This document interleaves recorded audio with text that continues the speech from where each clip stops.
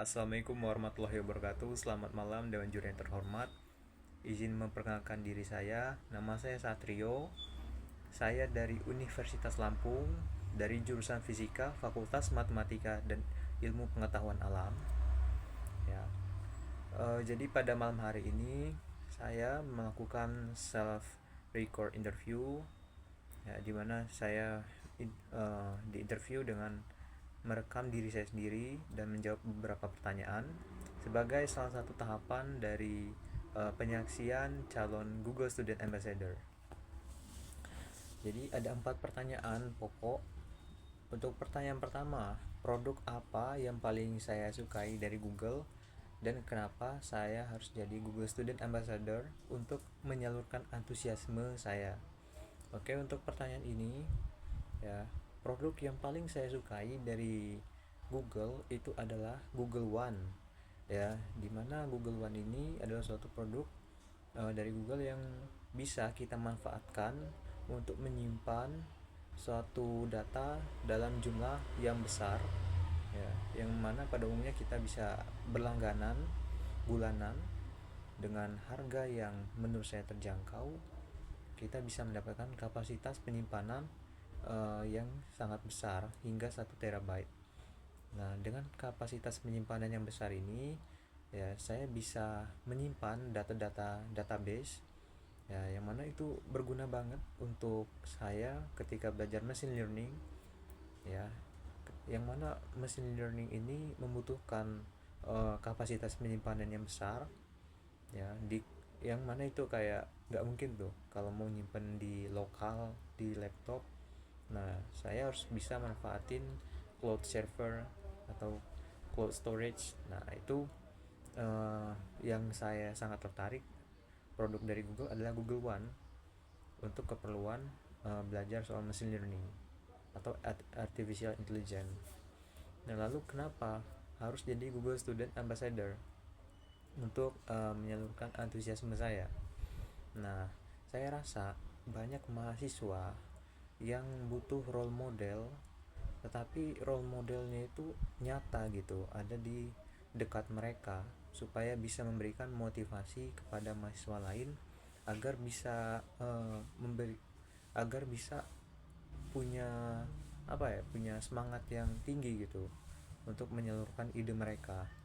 Nah, misalnya saya punya ide, tapi saya nggak melihat sosok yang nyata di dekat saya.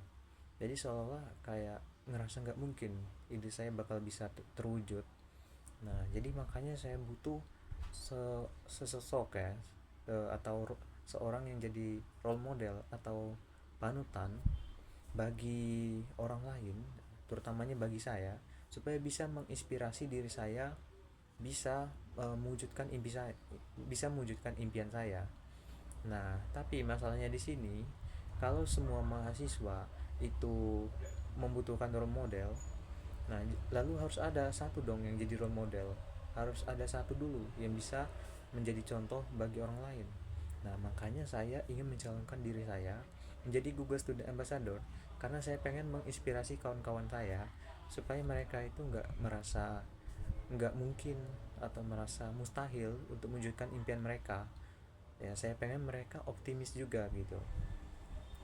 Lalu untuk pertanyaan nomor 2. Nah, kalau ada tema acara yang santai, nah, itu tema apa yang ingin saya usung atau yang ingin saya rencanakan? Nah, kalau untuk tema acara yang khususnya ini berkaitan dengan uh, pertanyaan pertama tadi, ya, produk Google, yaitu Google One, saya pengen mengusung tema di mana antara sesama mahasiswa itu tuh kayak bisa bisa bermain gitu, bermain di suatu aplikasi pembelajaran atau aplikasi yang bisa mengedukasi sama mahasiswa, tetapi di satu sisi juga sebagai entertain atau hiburan.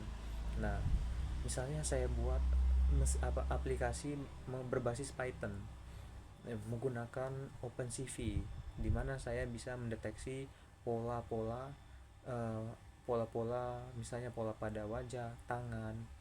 Nah, jadi misalnya ada suatu gambar gitu, suatu pose tertentu. Nah, nanti di saya apa sebagai peserta ya, atau sebagai pengguna aplikasi itu, saya diminta untuk mengikuti pose yang ditampilkan di layar. Nah, nanti eh, kamera dari laptop itu mendeteksi pola gerakan yang saya lakukan, yang saya buat, apakah mendekati eh, apakah mendekati dengan pola gerakan yang ditunjukkan di layar. Nah, memang agak ribet ya menjelaskannya, cuma maksud saya ya, eh, tujuan dari acara ini tuh kita bisa lebih have fun aja, santai aja. Karena ya kalau kita mau buat suatu acara yang basisnya banyak ngobrol, kadang orang bisa kehabisan topik buat bicara.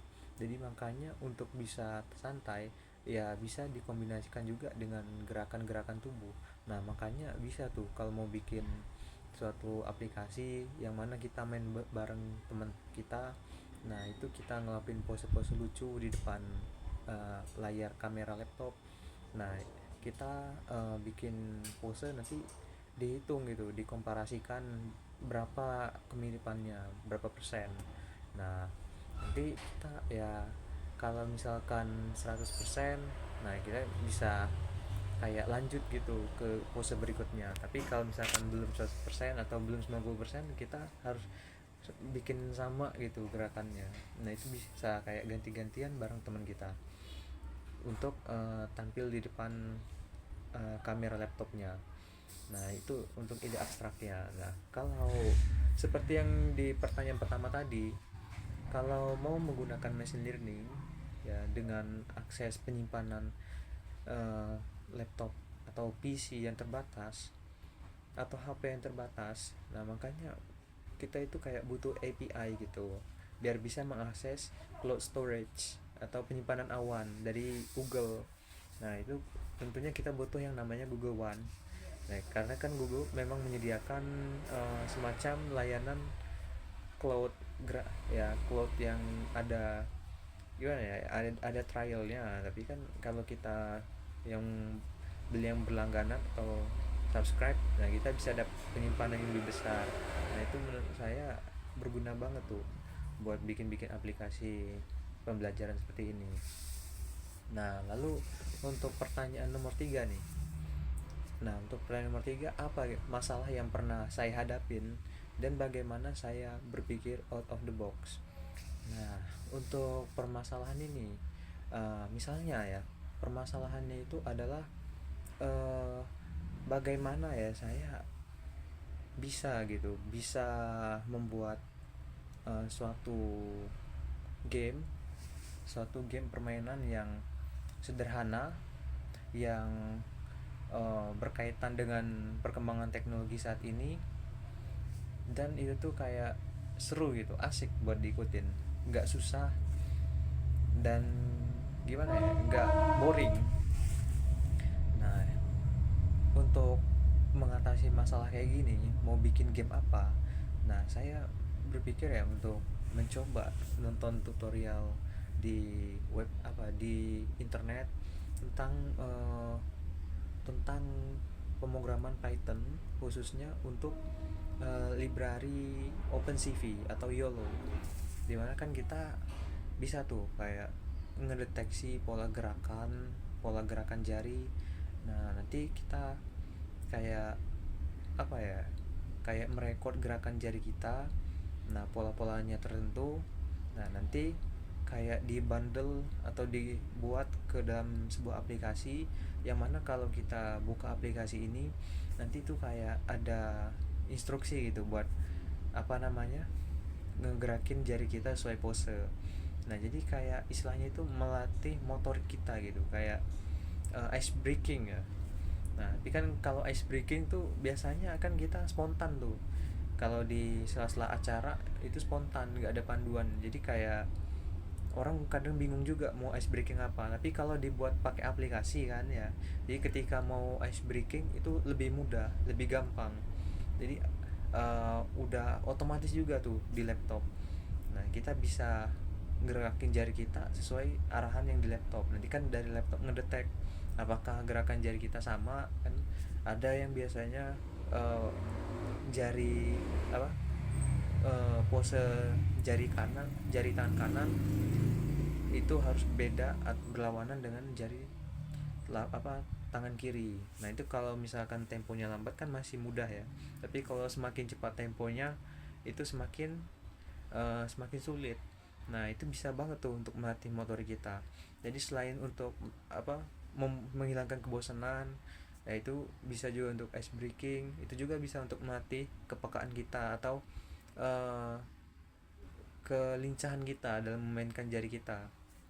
Nah, dan itu juga menurut saya uh, berguna tuh ngelatih jari kalau untuk suatu kegiatan yang memang butuh optimasi ya, dari gerakan jari, misalnya main piano atau ngetik di laptop, atau mungkin suatu atau mungkin pekerjaan-pekerjaan tertentu lain yang memang menuntut gerakan jari supaya aktif. Nah, itu menurut saya ya, menggunakan menggunakan machine learning, menggunakan teknologi yang ada itu tuh sebenarnya berguna banget gitu buat uh, buat mecahin masalah yang yang sebenarnya itu tuh sederhana gitu.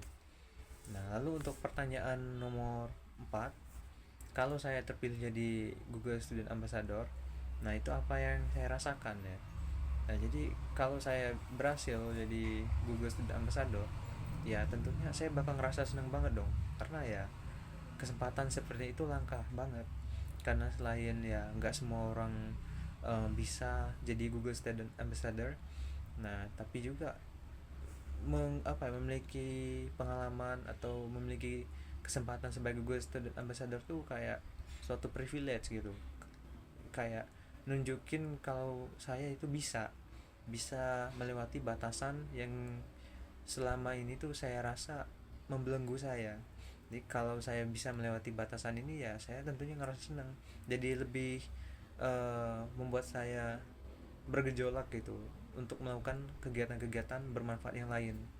Nah, itu juga apa yang bakal saya lakuin kalau saya terpilih jadi Google Student Ambassador. Nah, tentunya ya saya nggak mau sekedar omong kosong aja. Ide-ide yang udah saya pikirin ya, walaupun dari yang uh, proposal kemarin itu berbeda dengan apa yang saya bikin hari ini, tapi ya saya tetap punya ide-ide aja gitu. Banyak ide yang selalu saya pikirin dan saya pengen gitu ada satu ide yang bisa saya realisasiin. Nah, kalau saya punya Google Student Ambassador itu seolah kayak saya punya dapat kepercayaan dari teman-teman saya. Nah, saya bisa lebih mudah ngajak teman saya untuk membantu saya merealisasikan ide saya. Jadi dengan adanya Google Student Ambassador ya, yang menunjukkan kalau seorang itu mendapatkan kriteria kelayakan gitu sebagai seorang duta. Nah, itu bakal lebih menginfluence atau mempengaruhi orang yang ada di sekitar saya, supaya orang yang di sekitar saya lebih memperhatikan saya, lebih meyakini saya, mempercayai saya, dan mem- lebih mempercayakan tanggung jawab kepada saya untuk project tim kedepannya. Nah, project timnya tentunya uh, hal-hal yang berkaitan dengan ide-ide saya sebelumnya, baik yang di proposal ataupun di sesi wawancara ini.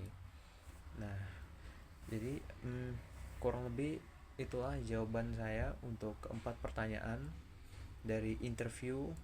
Sebelumnya saya ucapkan terima kasih banyak kepada para dewan juri dari pihak Decoding ya, yang telah meluangkan waktunya untuk menonton video saya. Ya, saya sangat berterima kasih. Saya Satrio, saya akhiri. uh, Selamat malam. Wassalamualaikum warahmatullahi wabarakatuh.